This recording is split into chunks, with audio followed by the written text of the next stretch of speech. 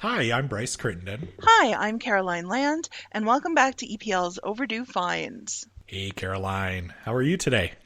I'm doing well, Bryce. I always think of this episode as kind of my anniversary on the show because it was the March Madness preview episode way back many years ago now that was my first episode as co host. That's right. I always forget that, your very first episode, you were just kind of thrown into the fire. We were like, hey, we've developed this Yeah, tournament. Come on and talk about it. Give us your picks. And you're just like, what's going on? yeah. I'm like, I have no idea what's going on, but I am so excited to do it. Yeah. And then you're like, next year when I'm helping organize this, we're doing some things different around here. I did have some questions. But yeah, it's great to have been part of it for all these years. Well, happy anniversary to you. And because today, personally, it's like I say there's a couple of my favorite episodes of the year, but this is like, I think, at the top of my favorite episodes to do. And of course, today we're talking about all about our big March Madness preview. This year's theme, as you can tell by our episode description, all about the best villains. Like we did best character a few years ago, and I know for a fact there is a couple of characters in this year's tournament that were in that. But there's something about just in general when you're talking about villains that's just so much fun to talk about. And I'm so excited to get everybody's thoughts today and just get public reaction as well once we officially launch this thing on March 1st. Absolutely. The only thing that could make it better for me would be if we had our air horn sound effects. I mean, we've only been doing March Madness. I think this is is This, this maybe the fifth this year is for it? five, yeah. Wow. Time is It flying really by. has. And, with the advancements in technology over the last 5 years, you'd think we'd be able to properly put in a sound horn, and we don't. We probably could, but it wouldn't sound great, but we'll work on that maybe for next year. Yeah. So joining us today to talk all about the best villains, March Madness tournament. Welcome back. He's a library assistant at our Calder branch.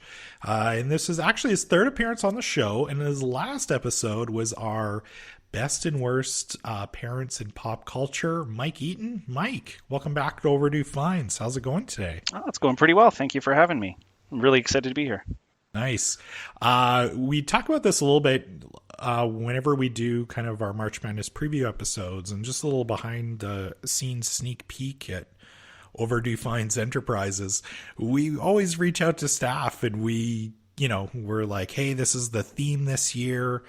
Send us your picks. And I know you had some awesome suggestions that ended up making it to essentially our 64 villains that you'll see in today's tournament. So always provide great feedback, and we're happy to have you join us again today. Right on. And as a third time, I guess it's kind of like Saturday Night Live with their five timers club of guests. So I don't know. Oh, yeah. Yeah, almost. I mean, 2 more episodes and you'll get the swanky Overdue Finds velvet smoking jacket. So just a couple more appearances and we will ship that off to your branch. At Overdue Finds headquarters, we have these large Excel spreadsheets that keep track of all these things for us. Yes, no doubt. Yeah. All right. So before we get into our March Madness preview, let's share some of our recent Overdue finds. Mike, what have you been enjoying lately?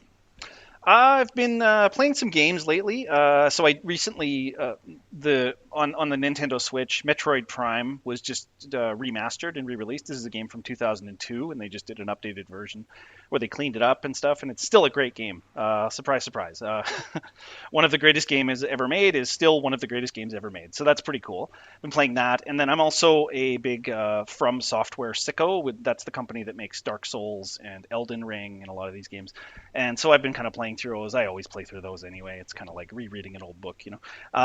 So I've been playing, what did I do? I just finished Demon Souls, which is on PS5. We have it in our collection, and and then also I started getting into The Boys, the TV show. So I picked it up on DVD from here, and have been watching through that, and that's very entertaining, very interesting. So cool twist on superheroes.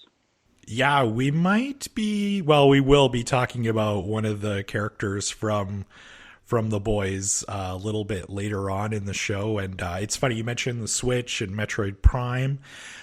Just after Christmas, I ended up buying myself a Switch Lite. Nice. And it's funny because, like, I got Super Mario Odyssey, which is super fun to play, and Mario Kart. But I've been stuck playing the retro game, like the NES Online. And it's funny because there's all these new games I want to try, but then I'm just like, I could try this game, or I could play Super Mario Brothers 3 for like the 50th time in my life. So very addictive. Well, you're talking to a guy who's got over 1,000 hours in Dark Souls 1, so I'm not going to judge you.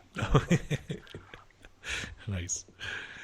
Caroline, how about you? What have you been enjoying lately? I've been dipping in a little bit to celebrity memoirs, and recently I finished the book that kind of took social media by it grabbed social media attention last year, and that's "I'm Glad My Mom Died" by Jeanette McCurdy. It's a very provocative title, not something you hear every day, and had an eye-catching cover on it. And it really is the story of Jeanette McCurdy, who's an actress, was a show on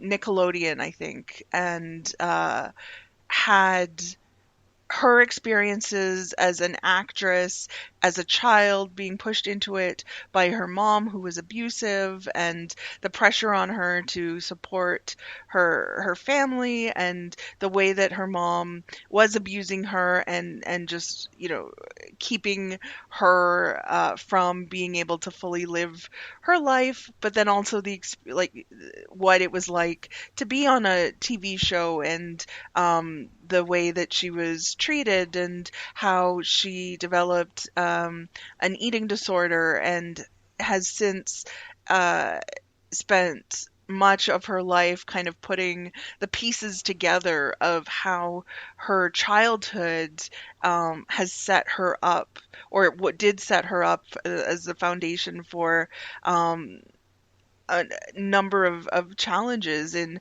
her ability to have meaningful relationships with people, and the body image, the addiction, and just understanding kind of who her mom really was. Because when she was a child, you don't think that your mom or your parent is exploiting you, or you want to do things to make them proud, and not really realize how you're being manipulated. So it's not an easy book to read, but she does keep it very moving along very quickly. It's not an easy subject matter, but definitely a reading experience that I recommend. Nice. I was obviously in at Stanley Milner Library yesterday, and I noticed that in our Hits to Go shelf. Yeah. But it also has a fantastic book cover, by the way. Yes. It looks like, correct me if I'm wrong here, I believe it kind of looks like it's almost like a Sweet Valley High type cover, isn't it? Kind of, yeah. It's like, there's yellows and pinks, and she's on the cover kind of posing with an urn, and it's meant to catch your eye, and it does. When I've seen it on display here, that's actually on the Hits to Go at Capilano, where I picked it up and thought, okay, I'm gonna get on this. But I'd also, just before Christmas, read Sarah Polley's book of memoirs that came out last year. And in it, she writes about her experience as a young child on set and the danger. Like she talks about getting physically hurt on one of the movie sets, and it's a business, it's a job, and no one, even the people who are looking out for children's welfare, are aware that if you say we need to stop this, that has an impact on a billion-dollar project here. So all these things, and it's I've been thinking about something that she says in that, and that's as a society, we collectively kind of all agreed that it's children shouldn't have jobs except in this one particular area, and then they can have make enough money to support an entire family. And like it's just thinking of it like that. And why do we accept that children can work as long as it's for our entertainment? So yeah, I don't know, lots of interesting questions there. Oh, for sure. Yeah, and it's funny because I wasn't familiar with, not Sarah Polly. Sorry, what was the other actress's name? Jeanette McCurdy. Yes, I wasn't familiar at all with her work until, obviously I'm a 40 something year old guy, so obviously I was not familiar with her Nickelodeon show. But just hearing her story through interviews, and it definitely seems like something I would be interested in reading. And the sad part too with all of this is that this is nothing new. Hearing these terrible stories about, kids having to support their families and how horrible the entertainment industry is to kids. Like, I remember hearing an interview with I think it's Christopher Knight, who played Peter Brady, and talking about the same thing. Like, he didn't get paid much, but his family like really depended on his income. And yeah, it's just, it's very sad. And hopefully this Hollywood or whatever it is, entertainment industry, can fix this, because it's terrible to read about what happens to these poor kids. Yeah. And that's with protections in place that have come about after, with the like Jackie Coogan, the child actor from the 20s.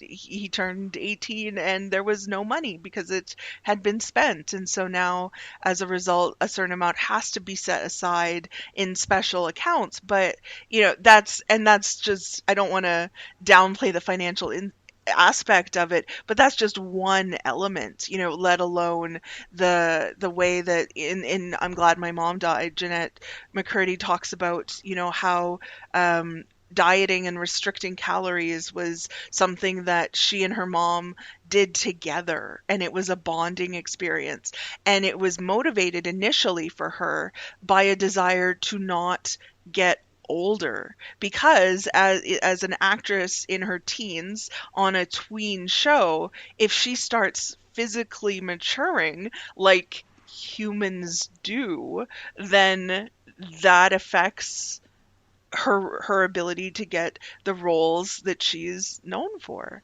And so just all of that. And when you look, I did some Googling after and looking at her, and even with all the posing and cast pictures or on the set, you can just see, hindsight's 2020, of course, but just this discomfort with the body and not looking happy in those moments, and just seeing someone who we now know was in a lot of pain at the time. It's an interesting comparison too, because there's a lot of stuff in the news about about junior hockey players and young gymnasts, and the women's Canadian soccer team, and about them being exploited by organizations. And I think it's a similar kind. It's not the same machine, but it's a similar kind of machine, and where there is that tension between, we have a commitment to making sure that these vulnerable people are safe, as long as it doesn't cut into the bottom line too much, because then that's where it becomes, well, maybe we can just cut this corner, and maybe we can cut that corner, which is a real, obviously, is a serious problem. Yeah, and using safety as like the ceiling, the bar. I don't know. Like, I think we can probably aim higher, but Yeah. yeah, Let's aim higher than the bare minimum. Yeah. yeah, Literally what we're legally required to do. We yeah. can go higher. We can do better. Yeah. Yeah. So I definitely, as I say, tough subject matter, really interesting ideas, and definitely recommend people checking it out. Yeah, Bryce, what have you been enjoying? Yeah, so I also have a book recommendation this week, and it's nothing that I've read recently, but I thought this would be a great time to bring it up. So on our last episode, I mentioned that EPL is actually going to be hosting Art Spiegelman, the Pulitzer Prize winning cartoonist, on February 21st, which is since passed when you're listening to this. And I thought that it's a book that I didn't read until probably a few years ago, and that is, of course, the award-winning graphic novel Mouse. And this is one that I think we're also here in Freedom to Read Week. The graphic novel's been banned recently by some school boards and libraries in the US. And this is one where it's like, I know most people have heard of this title, but if you haven't read it, I totally recommend that you go and actually pick up a copy. And we've got some obviously here at EPL, and check it out. Basically, the gist of the graphic novel, though, it's about Art Spiegelman's father and kind of what his father and the rest of his family went through during World War II and the Holocaust. So Spiegelman illustrates a story with Jews being represented by mice and cats being represented as Nazis. So in addition to reading about Art Spiegelman's father's experience during the Holocaust, his graphic novel also dives into Art's strained relationship with his father. So this is a powerful book that, obviously, as I mentioned, it's been frequently banned by different organizations since its release in the 80s. Obviously, it's not an easy read due to the subject matter, but I think it's a really important book, and I think it's one that I was thinking about this morning and how I find there's two books, in my opinion, that I think everybody should read at least once. One is, of course, Mouse by Art Spiegelman, and the other is Seven Fallen Feathers by Tanya Talaga. And I just think this is reading that should be mandatory for everybody. So, if you haven't had a chance to actually read Mouse, that's my recommendation this weekend, is to go and check it out. Nice. And again, bringing up our Hits to Go collection, which is available at each of our library branches.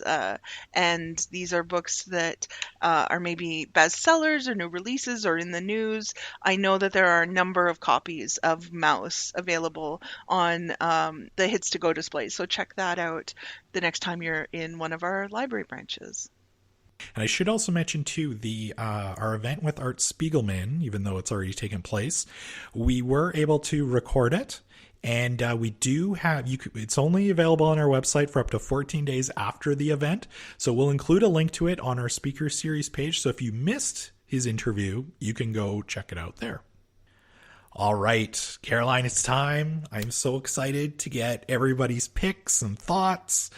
Let's chat about our March Madness tournament. If you're not familiar with it, for the entire month of March, you can go to our website, Facebook, Twitter, and Instagram pages to vote for your choice to determine the best villain. So obviously this is inspired by the NCAA basketball tournament. Our tournament this year, though, instead of choosing which basketball team will win, we're deciding just who the most dastardly villain is. So you can go now to, you can download your own bracket at epl.ca/podcast, fill it in, and share on social media who you're picking to win. And use hashtag EPL March Madness and share your picks with us. But you know what? Before we start talking about our picks, let's chat briefly about kind of the brainstorming phase and kind of choosing who actually made it to this to the tournament list. So, Mike, when we posted this internally on Staff Web, when you saw we were doing best villains, what were some names that immediately came to mind for you, and what do you think makes a good villain?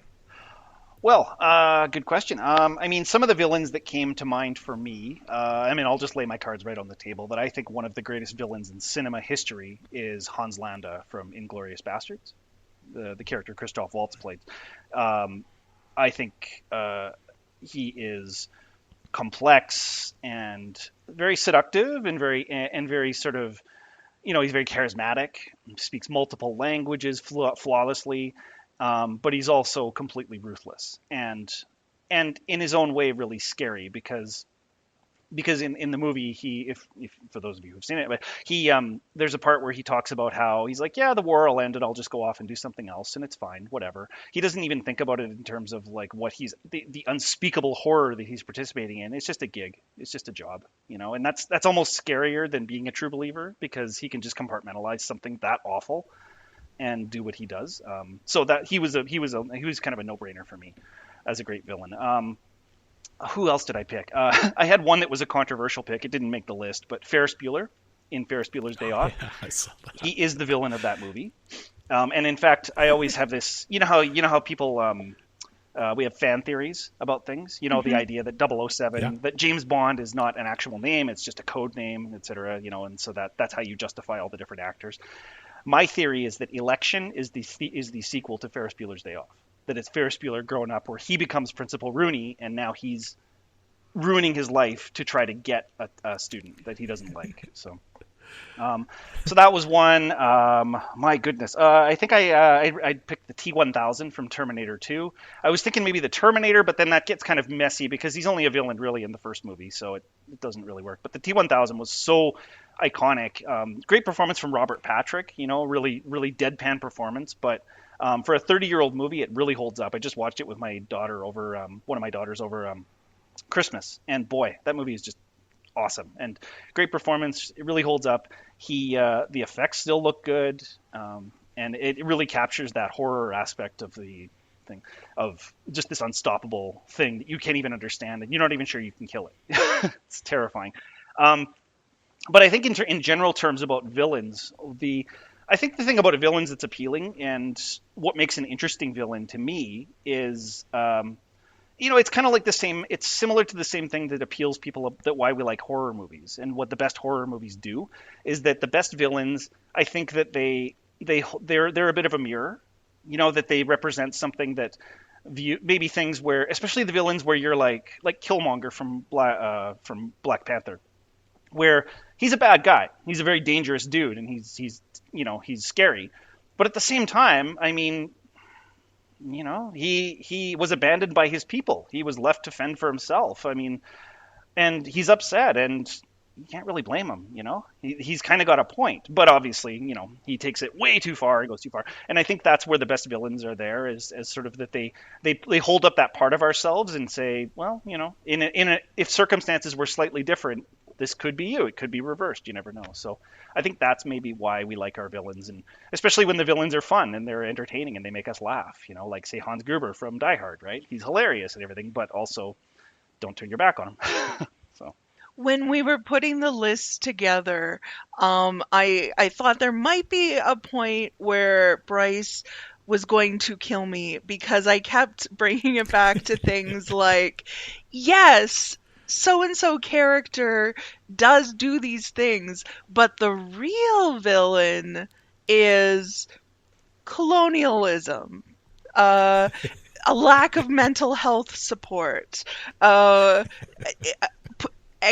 economy, capitalism, like the real villain being these larger systemic thematic issues. But we could have had its own bracket just for,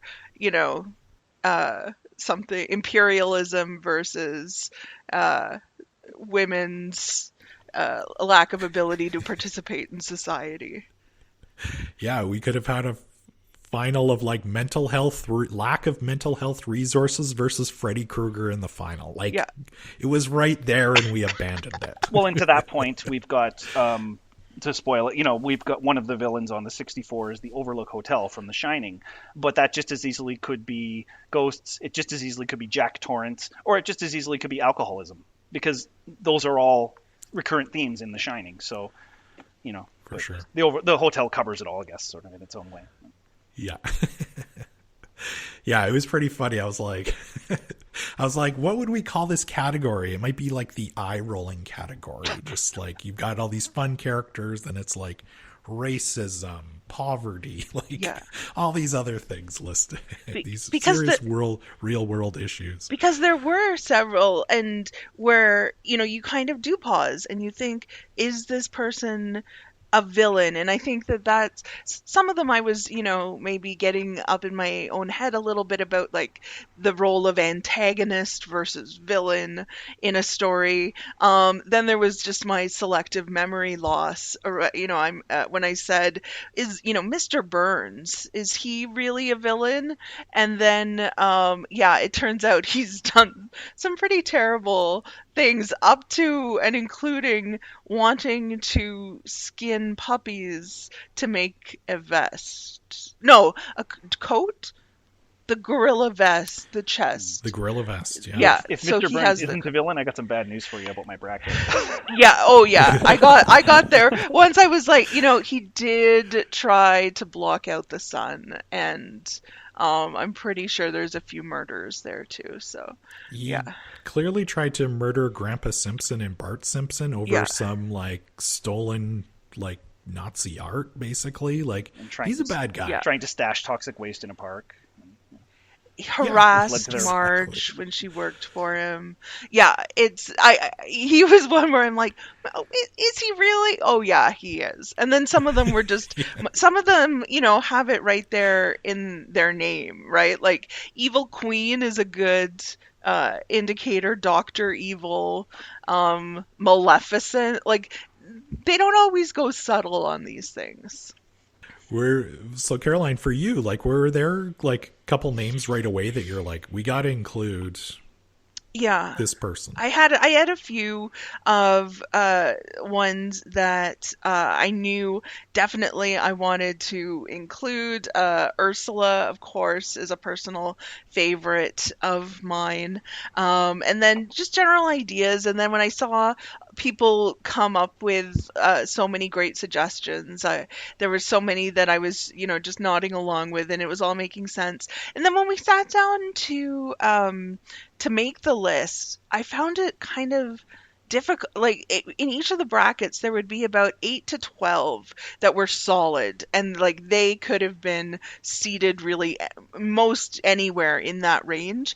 And then we were sometimes kind of struggling to kind of come up with that like next tier of it. Like, so there were some where it was absolutely clear which ones we wanted to include, and then once we got past those, there were maybe weren't ones who had the same level of prominence or were more niche or from a specific genre. But overall, I'm really happy with the list that we came up with.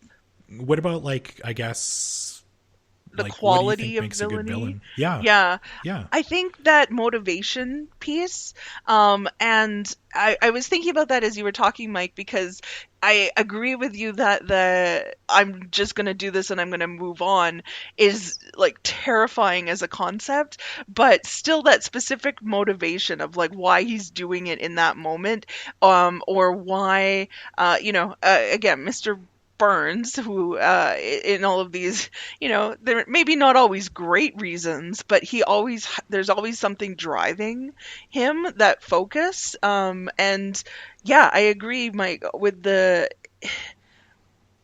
needs to be that kind of little glimpse in there that, like, for a moment gives it that maybe kind of sense that has you, maybe identifying might be going too far, but that being open to it. I remember this kind of coming up with the Avengers, the last two big movies with Thanos in them, and his motivation of there not being enough resources for people, and planets, his home, being ruined because of the lack of ability to to provide for everyone. And it's like, this is legitimate. This is an actual thing. Is his method the way to go about it? I would say no. I'm going to go out on a limb and say no. Hot take. Hot take. There's Wow, this, bold. yeah. And again, whether it's Dr. Evil or Jafar or any of these characters, we know what they're after. We know what they're doing, and that, I think, and a certain panache to it, a style. When you look at many of the animated ones, for sure, they are incredibly well dressed. Cruella de Vil wears her villainy as a coat, right? Because it's made of puppies. But I don't know why I'm talking so much about puppy clothing this episode. I guess it's just what we're talking about. There's nothing more evil than that. Yeah, yeah. This is an old thing, and I don't even remember who originally said it. But basically, the idea that, to a villain, a good villain is they believe themselves to be the hero of their story. That Yeah. that they have a code that they're operating like Thanos. He's thinking he's doing the universe a solid by, look at all this, we're freeing things up, and obviously it's far more complicated than that. But And then he's going to the line of like, awake to a grateful population for being the savior of the people who remain. And then when that didn't happen, he's like genuinely flummoxed by it. And of course, he conveniently excludes himself from that snap as well. So making sure he's not one of the ones to disappear. But Yeah, he's like, I gotta oversee this. Yeah. I gotta make sure this goes okay. So I'm excluded. I'm too important, but everybody else, we can get rid of you. Yeah. Yeah. So Bryce, what do you think about these villains? What were your thoughts? Yeah, this was so fun to put together. It always is. And, a couple of names for me, like just when we talked about doing this one, it was like immediately Mr. Burns stood out to me. I was just like, obviously anybody who's listened to this show knows I'm a Simpsons super fan. So I was just like, it's gotta be Mr. Burns.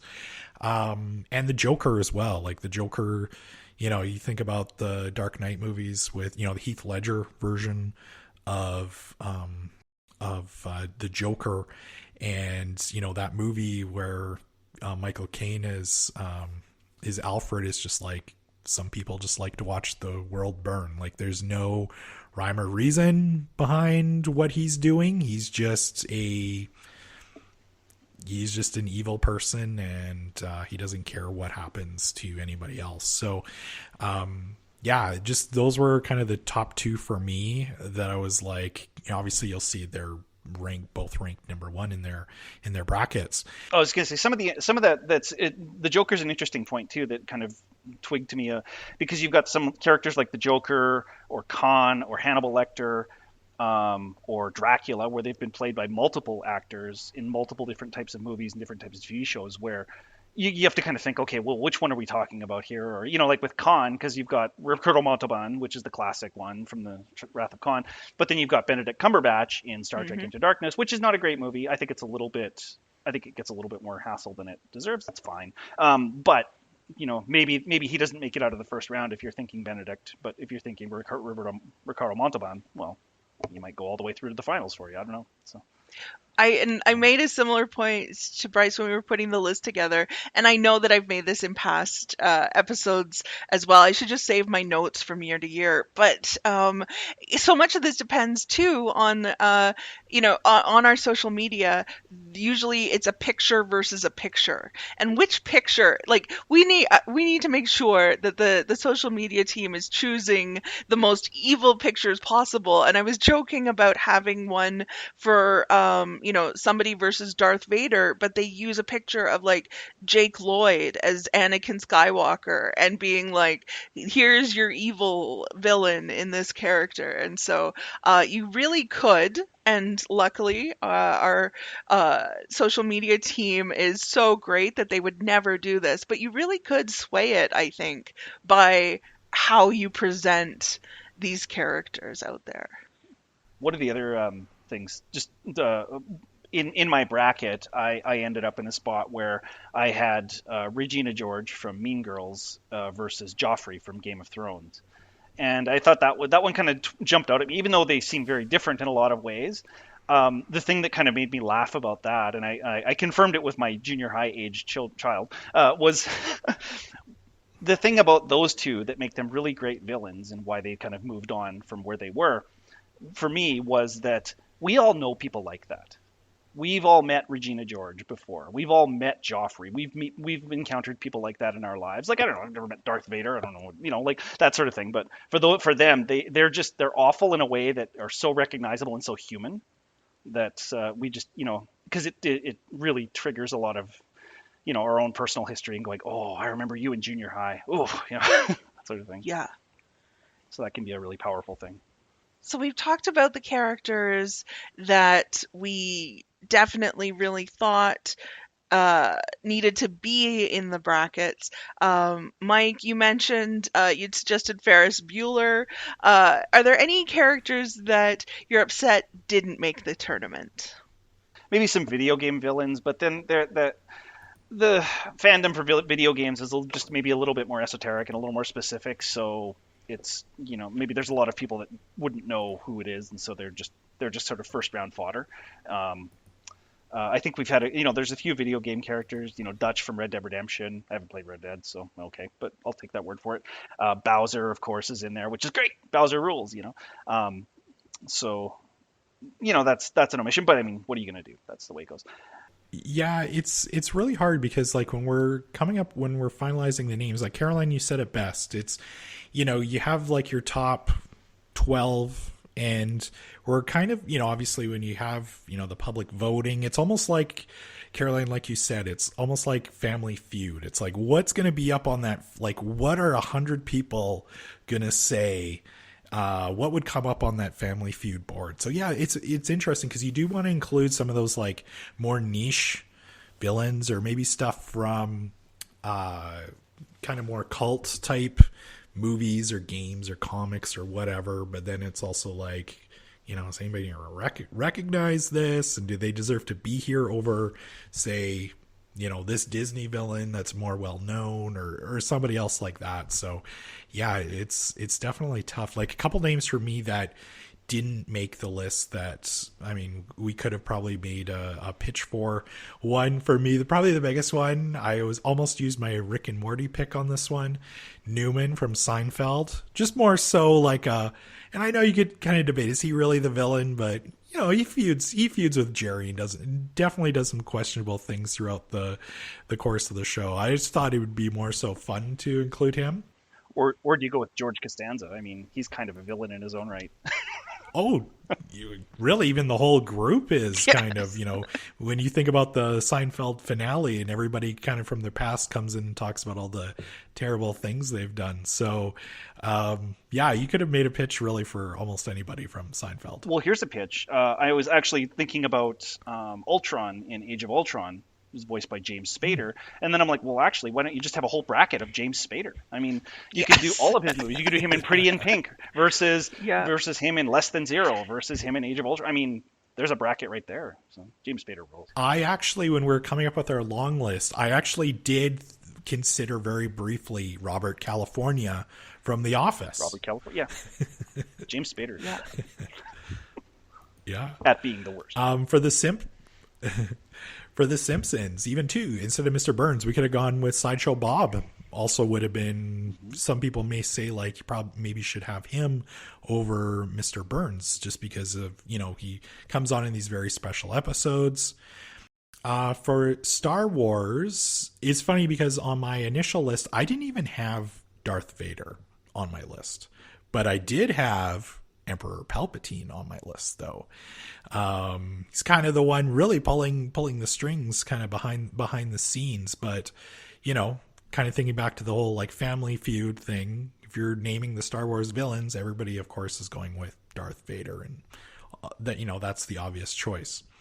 A personal favorite of mine that did not make the list, and I thought like nobody really knows nobody really recognizes the name, of course, is Clarence Boddicker, the villain from the first RoboCop movie. That guy is evil. Like, or you could also go with Dick Jones as well. Yeah. Yes, yeah, Dick Jones, absolutely. Guy pulling the strings behind the scenes. So, RoboCop. Yeah, can't include everybody, unfortunately, but those were mine. Caroline, who did you think? Who were you a little disappointed that maybe we didn't include? I was, I think, a little disappointed. I didn't think of them originally, but I think they might have been a brainstorm of yours, Bryce, and that was Harry and Marv, the wet bandits from Home Alone. They were in the very competitive books and film character bracket, and it was just hard to it's like I like them, but I can't really say they should take the place of someone who did make it. So but that was sad to say goodbye to them on the cut on there. We should say that some people may be wondering about a few of the villains from the Harry Potter series. And so we're going to take this chance to remind everyone that after winning 2 of the first 4 EPL Overdue Finds March Madness tournaments, Harry Potter. In 2 of the last 3 years. Yes, in 2 of the last 3 years.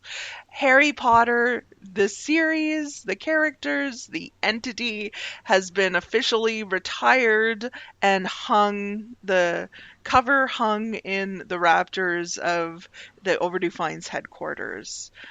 So that's why you don't see any of those characters in our tournament this year. Yeah, and I know it's obviously, when you're still talking about like, best villain, even though they've won in the past, they should still be included. But, we run the risk of this thing just turning into a Harry Potter tournament every year, which, no offense against those people who enjoy the Harry Potter series. That's cool and that's good. But, we wanted to spread it out a little bit. And Harry Potter will always be there. But, that's why you see like no Voldemort or what's her name? The teacher. Yeah. Dolores Umbridge. Dorothy Umbridge. Dolores. Oh, Dolores. Sorry. Yeah. I think. There I'm not an expert. I don't know why I said that with such confidence. What was I guess, Mike, you're going through this list and I know you sent me an email on it, and I think I know the answer. What was the toughest first round matchup for you? Okay, well, I had 2. Well, no, one of them is legit. The other one's just a joke. One was Michael Myers versus Stripe, and at a glance, I thought it said Michael Stipe. I'm like, what?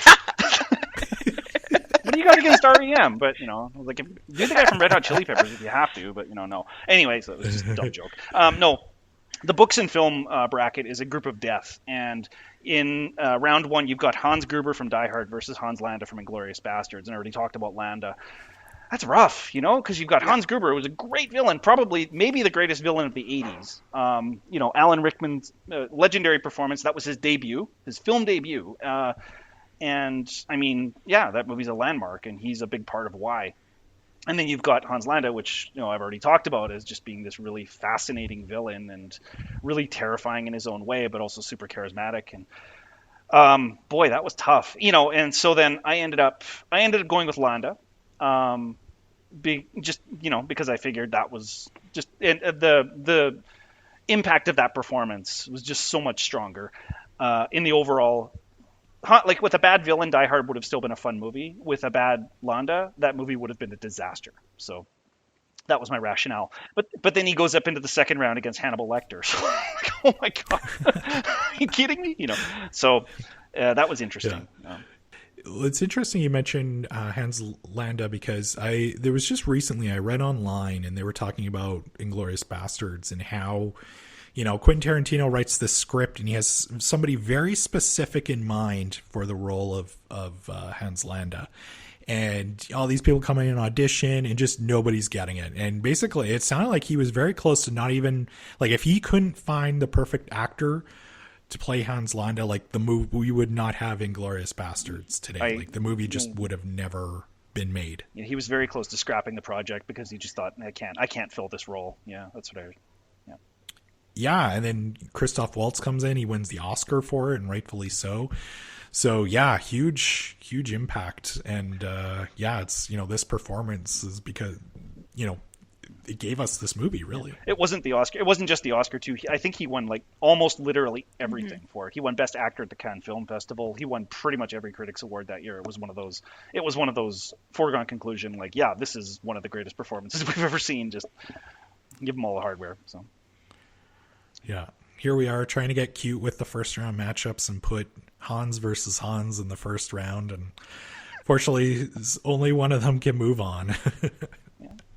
Yes, but possible for them to meet Hans from Frozen in, I guess that would have to be the final if they made it. Yeah, he's on the other end. Yeah. Caroline, what for you is the hardest first round matchup to pick? Wicked Witch of the West versus Dr. Evil. I agonized over that one because the Wicked Witch, and here again we had our debate around, is she really that evil? Is she really that much of a villain? I mean, the Wicked is right there in the name. But just this icon of villainy, of evil, of terror, of scaring kids and giving them nightmares.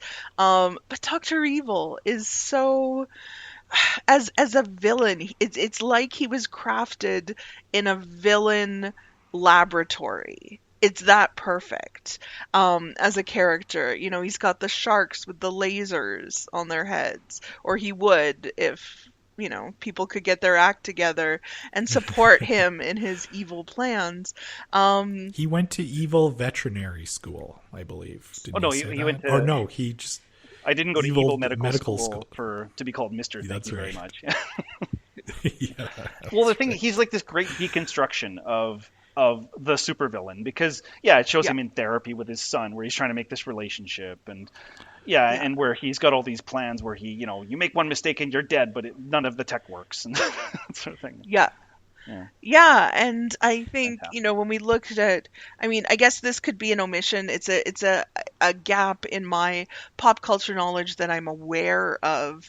We don't have any Bond villains on the list, and looking at Dr. Evil as kind of being that mock Bond-esque villain. It was just really, really tough. I sat down to fill these out, and animated movies, I was, pretty quickly making my choices and going through. Same with horror and sci-fi. And then books to film, I just, those were heartbreakers, including a number of the first round. And I think, almost any other matchup, Hans Gruber would be making it past the first round. He might still. We could be wrong. Because I also don't have him.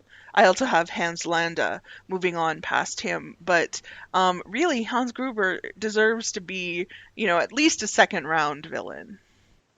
I agree. Yeah, almost any other combination, he would have made it through no problem. But, that's the way it goes.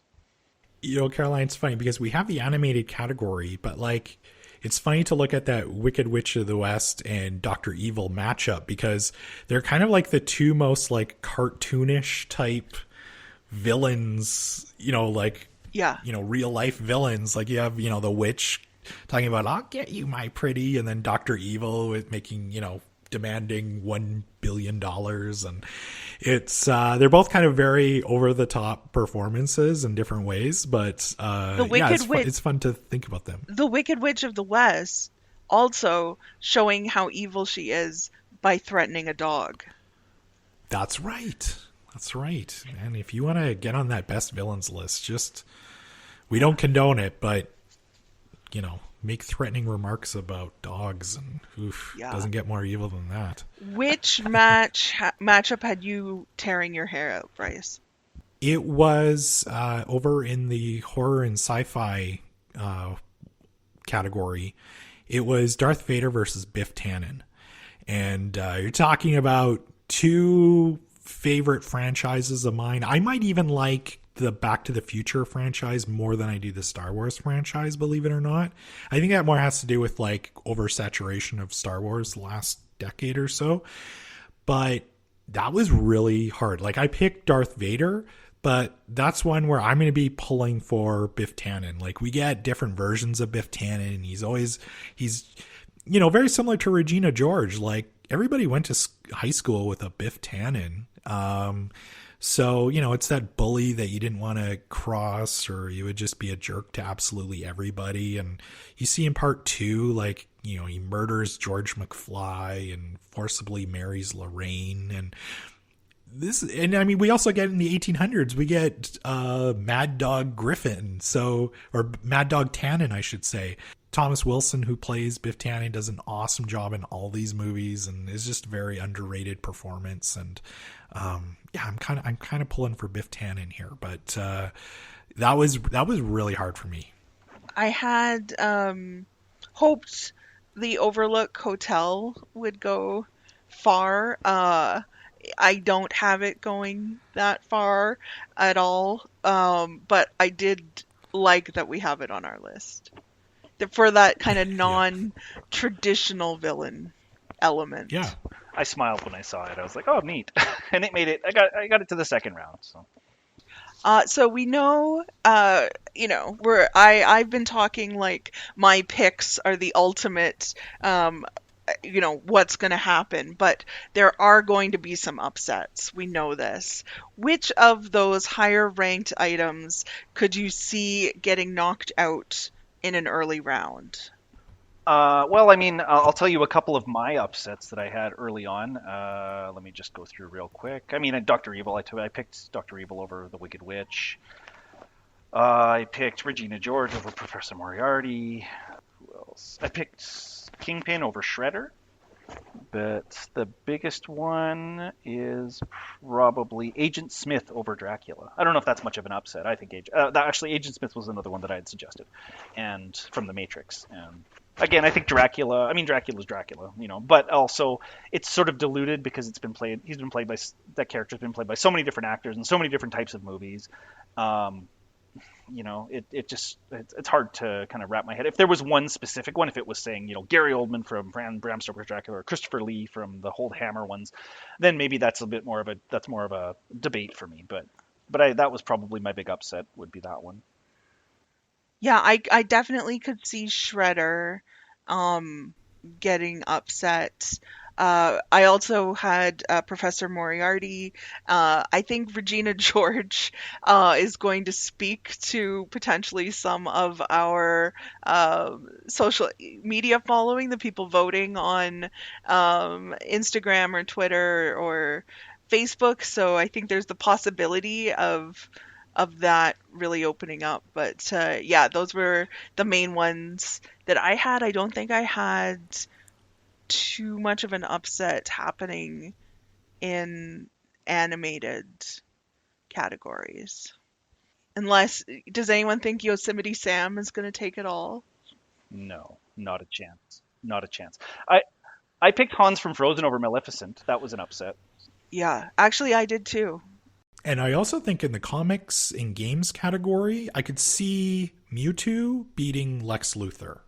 Lex Luthor, I think, is, more recognizable as a villain, but I do think, obviously, with the following of Pokemon, I'm really glad we were able to include a character from Pokemon in the list, just, based on this popularity. So, but, is Mewtwo a better villain than Lex Luthor? Probably not, but I could see, that character moving on. I'll be honest, that was one where I just kind of flipped a coin because I'm not a big DC fan and I don't really like I'm not into Pokemon, so I kind of went, I don't know, to that. And they got smoked in the next round anyway, so whatever. All right, so let's talk about, though, you have March Madness. Everybody talks about the Final Four.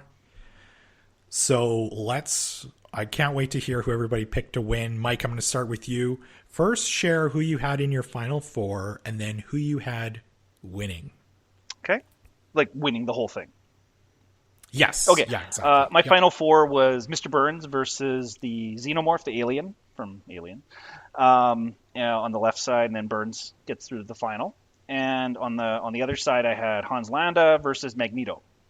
And again, I realized I wasn't even planning on this, but it's interesting. I've got on one side, I've got a Nazi, and I've got Nazi victim, a victim of the Nazis on the other side. So that was kind of very poetic. And Landa gets through. So it's Burns versus Landa, and I pick Mr. Burns because I mean he's Mr. Burns. I don't really what else can I say?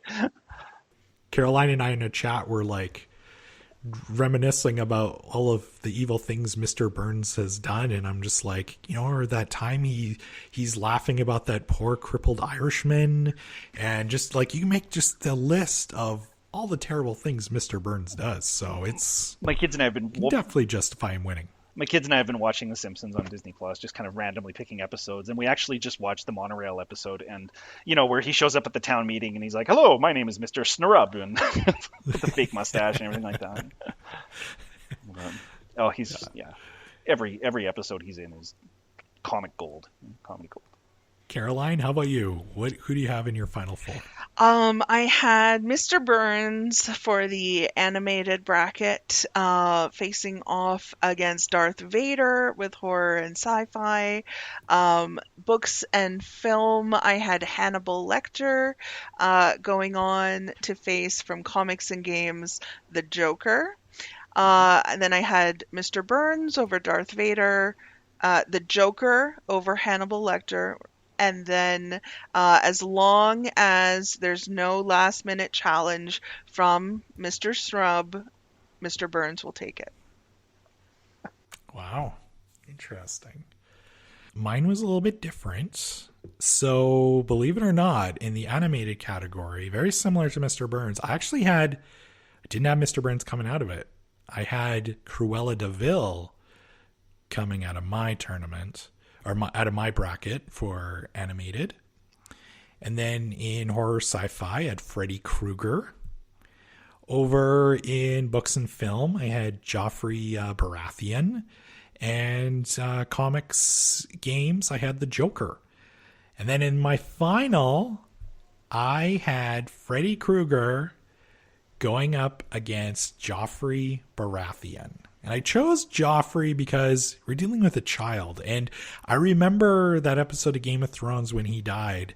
And you have like collectively the world cheering for the death of a child. So I'm like, this is an evil kid. Like, probably, in my opinion, maybe we should rank him a little bit higher. But yeah, that's who I have in my final. Freddy Krueger versus Joffrey Baratheon. Two just characters you hate. My winner, though, Freddy Krueger. I won't talk too much on this podcast about Freddy Krueger's backstory, about how he became Freddy Krueger, but this is just a horrible, horrible human being. And then also, then he dies, and then, he's basically makes his living by, going around and haunting teenagers' dreams and killing them in their sleep. Like, Freddy Krueger to me was just, to me, he's the most evil villain. And I know kind of in the later sequels he gets very jokey and punny and everything like that, but to me Freddy Krueger is like the worst of the worst. It's funny you talk about Joffrey as being this child that everybody just, I hate him, I want him to die, that sort of thing. I just thought of another character who would have been perfect for this list, maybe for a certain age. Nellie Olson from Little House on the Prairie.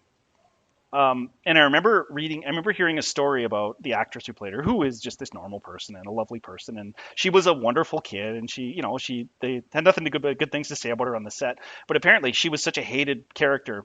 They would go to autograph signings and get chased by mobs of people because, that awful little girl, there she is.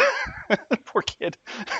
Again, a child. Why is a child working in that environment? Yeah, but she's like, it's just a gig. But it was in her memoir. I think she wrote about that stuff, about how, it was real interesting growing up of being people recognizing you, and then you just see their face kind of change, like, oh, you. So yeah. Well, I think I don't recall the actor's name who played Joffrey, but I think I read somewhere that he no longer, I think he's like retired from acting, and I know he did, and I don't know necessarily if this is completely true, but I know, like, I've read that he got like really negative reactions when people would see him out in public. So yeah, like, people, just don't be mean towards kids. Like, I don't think it should be that hard to spell out, but Yeah, these are just actors. These are characters. They are not real people. Bryce, before we get to our roundtable questions, can you let everyone know what we'll be chatting about on our next episode coming up on Friday, March 10th? Yeah, as you may have heard, Edmonton will be hosting the Juno Awards on March the 13th. On our next episode of Overdue Finds, we're going to be chatting about the history of the awards, who we think should win in some of the top categories, and some of our favorite Canadian musicians. Caroline, we love talking about music, and in particular, we've done a Canadian music episode already, but it'll be nice to kind of like dive into the history of the Junos on our next episode. Yes, diving into the history, but pairing that with modern Canadian music, because as you know, that's not always where we initially go to. So I'm really looking forward to checking out some of the nominees. I was a little disappointed.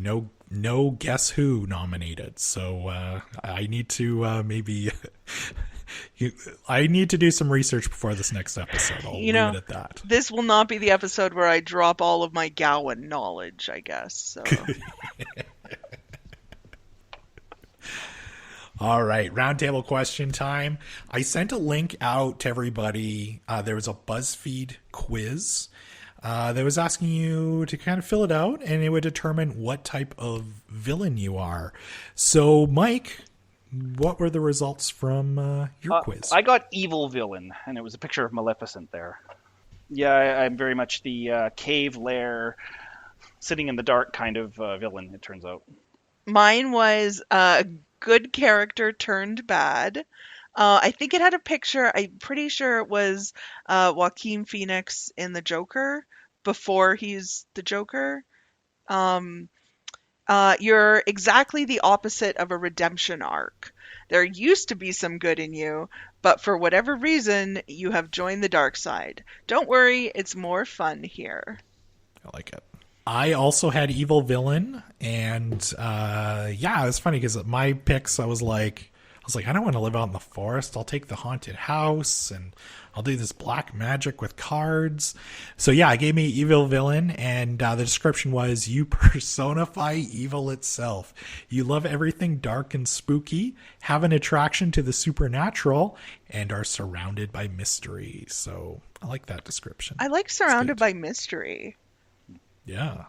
Sounds like a good description for a librarian, actually. Yes. All right, and probably the most important question, because we always need new ideas here on Overdue Finds. Mike, what would you like to see as the theme for next year's March Madness tournament? All right, I got a few ideas. I did some brainstorming here. Okay, sidekicks, best sidekicks. Best, this is more for like, this is a bit more visual maybe, but for movies or something, but best set pieces. You know, like for example, you know, the... like in Mad Max Fury Road or something like that, you know, with all that sort of thing. That's a little more, maybe not, maybe a little touchy. Some sort of like a genre off, you know, of best genres together or something. Best nerds, best movie nerds, best debut. So you could have like the best debut novel, the best debut movie, like for an actor, you know, that sort of thing. Like we were talking before, like Alan Rickman, his debut was Die Hard, you know. Eddie Murphy's debut was 48 Hours, like these really huge things that just immediately made them stars, you know. Best plot twists. This is kind of spoilery, but you know, maybe the best plot twists, you know, and something like that. I think that could be kind of fun. But I like it. Nice. Those are all great suggestions. I really like the debut one. I think, yeah, we can have fun with that one. Mm-hmm.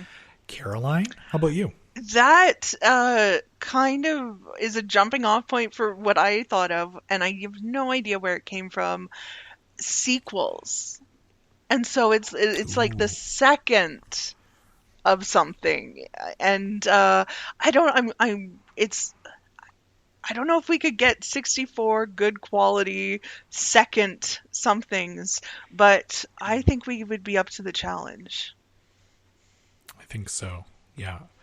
Finally, Gump and Co. will be represented in something. Yeah. So I like that. Yeah. That's also going on the short list, I think. Yeah. What about you? So a couple I have my first idea was Battle of the Bands. So it's like all music related. I don't know if we just do bands or just like regular singers like a Celine Dion or something like that, but something music related I think would be really fun to do. Also, too, this is an idea I've kicked around for the last couple of years. Very visual, best book cover. And I know that can be challenging because a lot of books have multiple like different covers depending on like their hardcover versus paperback edition, but we always judge books by the cover, so I think it's a very library theme, and I think we could have fun with that. You could very easily incorporate movie posters into that too, or video game albums. covers, or TV covers, album covers. Oh, yeah, 100%, best cover, yeah. Album covers would be amazing. Yeah, you could get some real good discussions there. So yeah, those are my ideas for next year. So I'll throw it out to our listeners. If there's a theme that you think we should include for next year, send us an email at podcast@epl.ca and let us know, and we will totally give you credit if we end up using it. Thank you so much for joining us today, Mike. This has been so much fun to talk about the brackets and our picks, and I can't wait to see how this all turns out. Is there anything you'd like to plug before we go? Anything our listeners should know about? Well, over at the beautiful Calder Library, which is on 127th Street and 131st Avenue, we're a tiny little branch, but we got a lot of heart, and it's a beautiful place. We've got a lot of stuff going on. We do 4 Sing Sign Laugh and Learn classes a week. We've got them on Monday afternoon, Wednesday morning, and then Thursday morning. So if you have little ones, please come on in and check it out.